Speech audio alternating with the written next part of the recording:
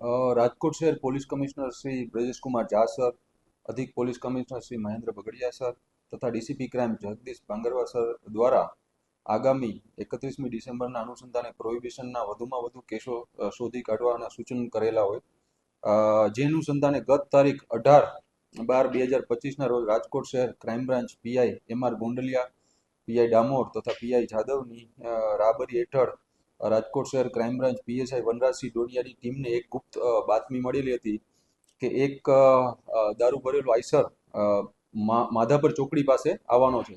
જે આધારે આ આઈસરને પકડવામાં આવતા તેમાંથી છાપાની પસ્તીની આડમાં રહેલો 6000 બોટલ દારૂ, જેની ટ્રક સાથે કુલ મુદ્દામાલ કિંમત 28,82,000 છે, તેને પકડી પાડવામાં આવેલ છે.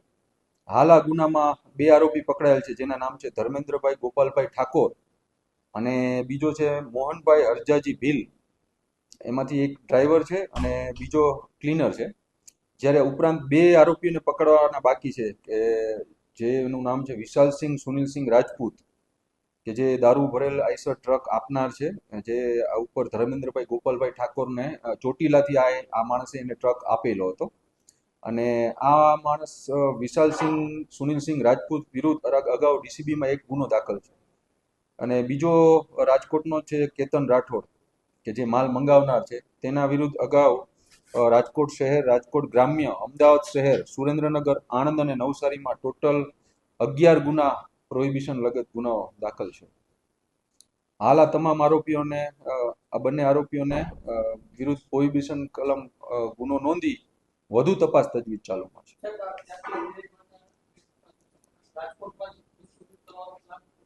પ્રાથમિક પૂછપરછ કરતા ધર્મેન્દ્રભાઈ ગોપાલભાઈ ઠાકોર અને મોહનભાઈ હરજાજી ભીલની પ્રાથમિક પૂછપરછ કરતા તેમણે કીધું હતું કે વિશાલસિંહ સુનિલસિંહ રાજપૂત છે, એ માણસ એને ચોટીલાથી આપીને આવ્યો હતો. હવે જ્યારે આપણે વિશાલસિંહ ને પકડશું ત્યારે આમાંથી વધુ તપાસ તજવીજમાં ખબર પડશે. એ પણ એને આવી રીતે રાજકોટમાં જ આપવાનો હતો, કેતન રાઠોડ. 31 ડિસેમ્બર મેં અગાઉ કીધું એમ કે police commissioner Shri Brijesh Kumar Jha sir, additional CP Shri Mahendra Bagadiya sir તથા ડીસીપી ક્રાઇમ જગદીશ માંગરવા સરે